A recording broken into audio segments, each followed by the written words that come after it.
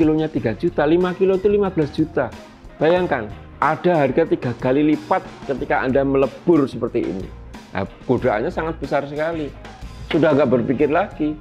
Uang ini uang besar, udah lebur semua. Saat itulah Senopati itu menggunakan perak. Karena Senopati itu banyak musuhnya. Kenapa kok dengan dia menggunakan perak, dia bisa selamat? Karena ketika Senopati itu memakai piring perak, diracun oleh musuhnya, dia tahu karena perak itu akan berubah warnanya. Budaya perak Kota Gede bisa dikatakan mati.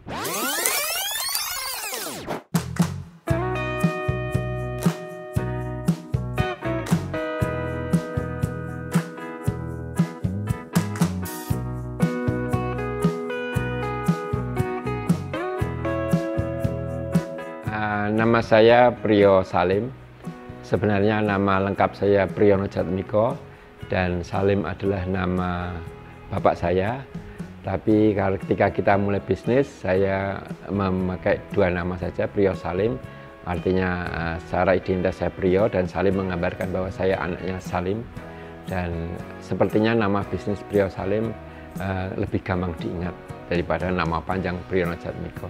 Dan alamat saya di Kebuhan KG3 _547 Kota Gede Yogyakarta, dan perusahaan ini sejak awal kita namakan Salim Silver, dan bidang usaha kita tentu saja bidang perhiasan perak, dan juga tidak menutup kemungkinan bisa membuat patung-patung perak yang besar. Tapi pada umumnya saat ini yang kita produksi adalah perhiasan perak. Sejarah perak Kota Gede ya. Jadi saya sebagai orang Kota Gede yang bekerja di perak, saya memang ingin mempelajari dan saya berusaha untuk mengumpulkan data-data yang saya peroleh, walaupun sebatas kemampuan saya untuk bisa mengumpulkan. Belum tentu apa yang saya ceritakan ini sebuah kebenaran. Ketika nanti ada kebenaran yang lain yang bisa diungkap, saya akan senang sekali. Cuman saya bisa ceritakan bahwa menurut cerita itu Kota Gede itu peraknya sejak dimulai pada zaman Senopati. Tetapi ketika kita berpikir secara kritis, buktinya apa? Itu kita nggak punya bukti. Tidak ada bukti apapun bahwa perak zaman Senopati, bahkan zaman Sultan Agung, bahkan zaman Amangkurat, itu kita nggak punya. Tapi ini ada sebuah cerita, saya pernah bertemu dengan seorang mahasiswa yang dia penelitian, dia bertemu dengan seorang budayawan keraton Jogja yang dia bisa membaca literatur keraton di Jogja. Dia mengatakan bahwa memang sejak dimulai dengan Senopati, cuman karena keterbatasan bahan baku yang mereka miliki pada zaman saat itu, sehingga ketika mereka membuat suatu model baru, itu dilebur dan dibikin sesuatu yang baru. Memang seperti itu kenyataannya. Kalau kita ambil analogi seperti itu, bisa terjadi. Zaman Senopati rusak dibikin zaman Sultan Agung rusak dibikin zaman Amangkurat. Sehingga mungkin saja dimulai pada zaman Senopati, tetapi kita nggak bisa tahu bedanya. Nah, sekarang pertanyaannya, kalau Anda bertanya kepada saya, sejak perak mana yang paling tua yang saya lihat di produksi orang Kota Gede? Itu perak yang dibikin pada zaman HB8. Kalau kita googling ya, istri HB8, itu kita melihat istri HB8 itu duduk di singgasananya dan di dekatnya itu ada kecoan, tempolong. Nah, seperti inilah barangnya. Kebetulan saya menemukan perak lama yang memang ini kecoan bikinan perak Kota Gede. Perak Kota Gede yang secara fisik biasa saya tunjukkan itu pada HB8. Before that, we don't know. Yang seorang guide itu mengatakan, kenapa Senopati itu menggunakan perak? Karena Senopati itu banyak musuhnya. Kenapa kok dengan dia menggunakan perak dia bisa selamat? Karena ketika Senopati itu memakai piring perak, diracun oleh musuhnya, dia tahu karena perak itu akan berubah warnanya. Tapi itu bohong. Tapi itu ternyata tidak benar.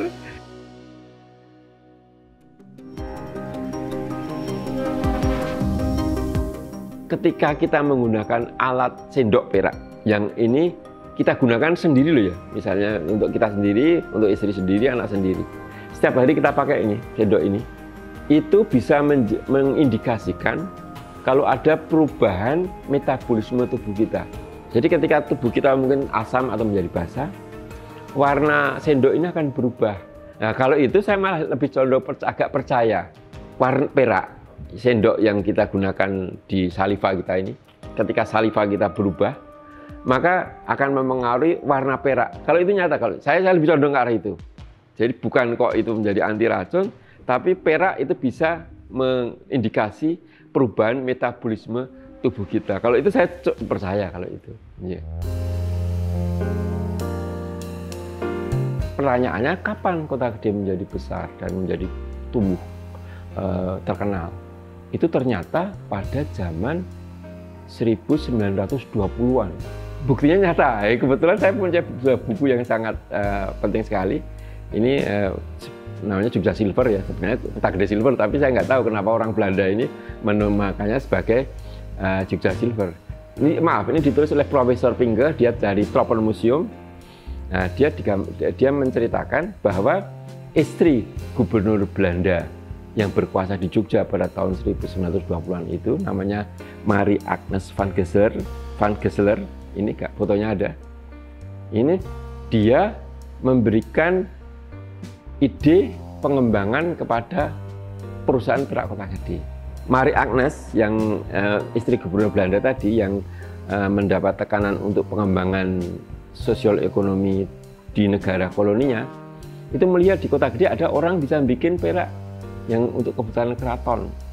Nah, dia memberi order orang Kota Gede, istilahnya ini silver table ya, kalau kita pemahaman bahasa Inggris, ungkapan untuk alat-alat yang makan dan minum itu silver table, itu order seperti ini dengan diberi ornamen. Hasilnya seperti ini. Dalam buku katalog ini mereka punya data yang lengkap. Jadi kita tidak bisa membantah bahwa memang peran Marie Agnes ini dalam memberi input pengembangan perak Kota Gede sangat besar sekali. Contohnya ini. Nah, ini dia meraih bukti. Ini bukti-bukti ini dipegang oleh cucunya Marie Agnes, karena Marie Agnes sudah meninggal ya. Ini dipegang oleh cucunya. Dia mengatakan bahwa ini adalah asli relief dari Prambanan. Kemudian di redesign dan kemudian diterapkan di Kota Gede, hasilnya seperti ini. Jadi ide pengembangan desain dilakukan oleh Marie Agnes bekerja sama dengan Keraton Jogja. Saya tidak tahu apakah itu dari Keraton Kasultanan atau dari Kadipaten Pakualaman, saya tidak mengerti, tapi dengan keraton dikatakan begitu. Dari pengembangan itulah Kota Gede mengalami masa keemasan. Dari hasil ide kreatif Marie Agnes tadi, itu dihasilkan karya-karya dahsyat yang ini bisa kita lihat di Tropenmuseum. Mereka punya koleksi ratusan item karya-karya perak Kota Gede yang dibikin pada masa keemasannya. Karya-karya ini dikerjakan betul-betul dengan hati dan dengan kecintaan, dan rasa kebahagia, sehingga menghasilkan karya-karya yang sangat indah.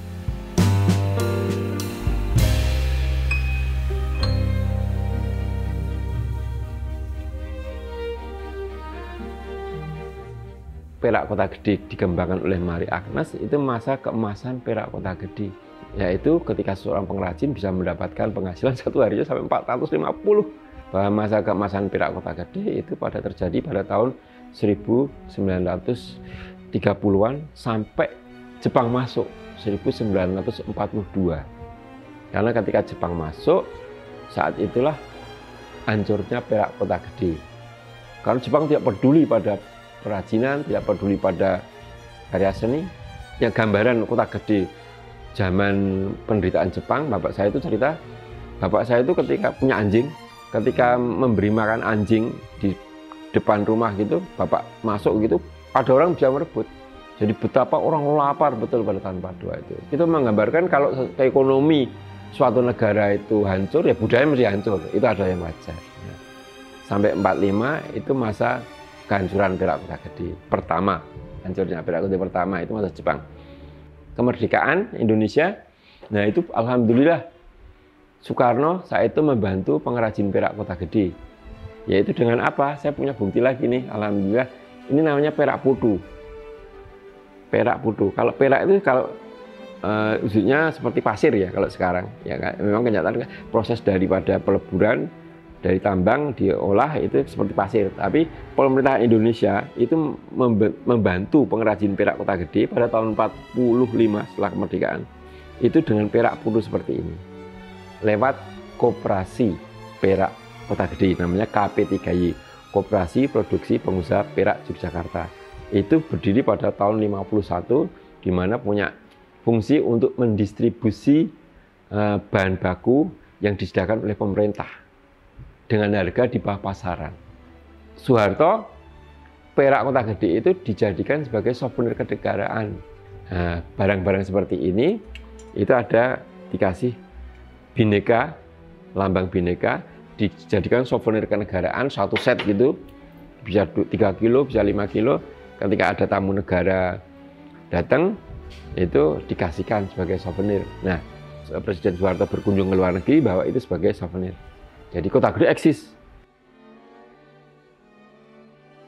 Hancurnya perak Kota Gede periode kedua, itu terjadi pada tahun 98. Saat apa? Saat harga perak, terutama harga dolar ya, harga dolar berubah dari 2.000 menjadi 15.000. Sekarang pertanyaannya kenapa? Karena harga perak itu adalah komoditi internasional. Jadi perak itu seperti emas. Harganya ditentukan oleh at least 3 faktor. Faktor pertama harga internasional. Faktor kedua berapa harga dolar ke rupiahnya. Itu harga supply and demand. Kalau kebutuhannya besar, persediaannya itu mahal. Tapi yang paling fatal kalau kita lihat pada tahun 98 itu adalah harga dolar.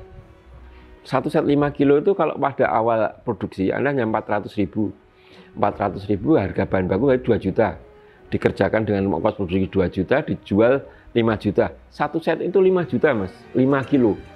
Ketika pas masa Soeharto turun, itu 1 kilonya 3 juta, 5 kilo itu 15 juta. Bayangkan, ada harga 3 kali lipat ketika Anda melebur seperti ini. Nah, godaannya sangat besar sekali. Sudah nggak berpikir lagi. Uang ini uang besar, udah lebur semua. Saat itulah 98 itu bisa dikatakan krisis ekonomi perak Kota Gede, tapi juga krisis budaya perak Kota Gede. Bahwa tahun 98 itu hancurnya pengusaha perak yang orientasi pasarnya di dalam negeri. Bagi eksportir, dia mah eksis, dia mah bisa menjual, untungnya materi banyak. Seperti itu berulang sampai ke Soeharto turun itu. Maka perak yang mahal itu ketika orang tidak punya kecintaan pada budaya, punya koleksi-koleksi yang dahsyat seperti ini, dilebur.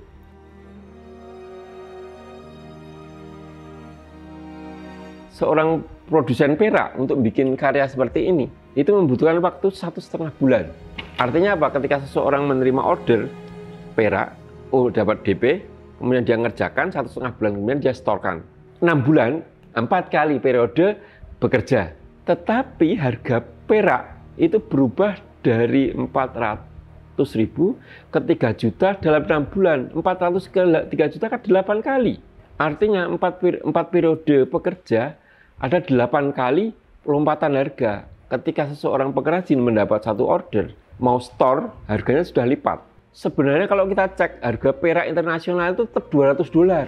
Cuma ketika pas Soeharto jatuh itu, harga dolar itu dari 2.000 ke 15.000. Jadi harga perak internasionalnya itu cuma $200. Ketika harga dolarnya 2.000, ya 400.000 memang.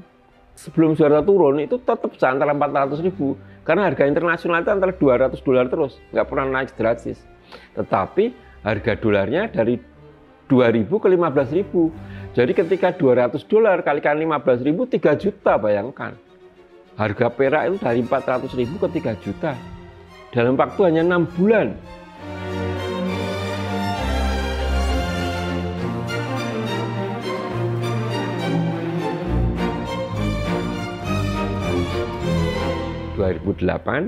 Terjadilah krisis internasional.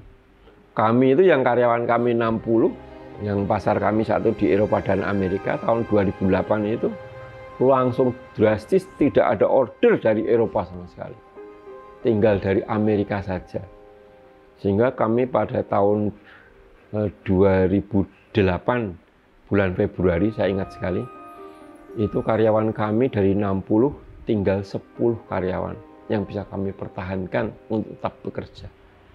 Karena kami sama sekali tidak bisa memberi pekerjaan. Karena harga perak satu tinggi, order tidak ada, itu sudah ya bisa dibilang kami juga kerepotan sekali. Bahkan mungkin sempat juga melebur perak-perak yang kami miliki, stok-stok yang kami miliki yang sebenarnya sudah ready untuk dijual, kan daripada karyawan nganggur, kita lebur agar karyawan tetap bekerja. Itu pada tahun 2008.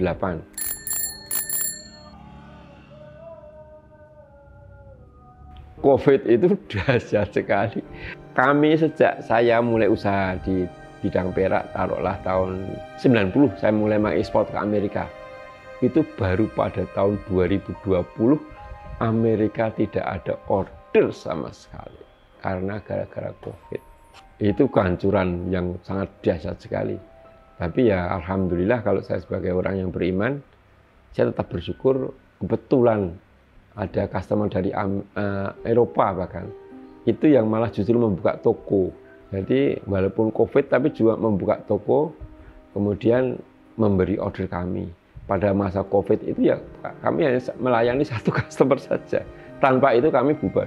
Sekarang ini sudah ada kembali lagi beberapa customer dari Amerika. Jadi sudah agak berjalan pelan-pelan lagi.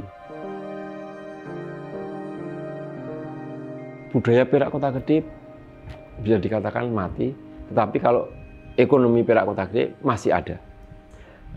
Konsep regenerasi tadi, saya berpikir bahwa perusahaan itu akan bisa regenerasi ketika anak itu melihat orang tuanya bahagia di dunia yang dia geluti.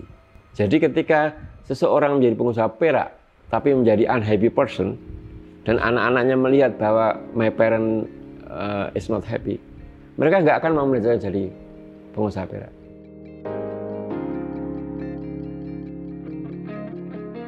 Ada koran Kompas, saya diundang ke Jakarta. Saya katakan kalau pemerintah nggak perhatian benar-benar pada perak Kota Gede, perak Kota Gede akan hancur.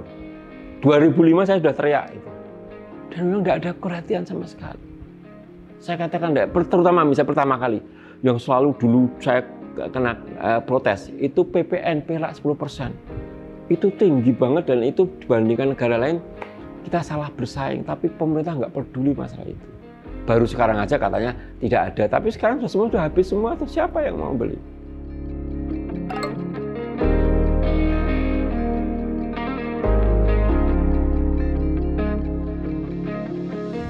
Saya hanya berpesan bahwa perak Kota Gede ini alhamdulillah kan sudah dijadikan warisan budaya tak benda oleh pemerintah beberapa tahun lalu.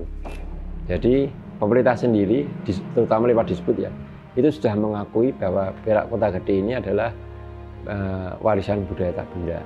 Saya hanya mengatakan ini warisan ini akan hilang kalau tidak ada perhatian serius dari semua kementerian terhadap keadaan perak Kota Gede. Artinya apa? Artinya dibutuhkan suatu kerjasama antar kementerian untuk bisa menghidupkan perak Kota Gede.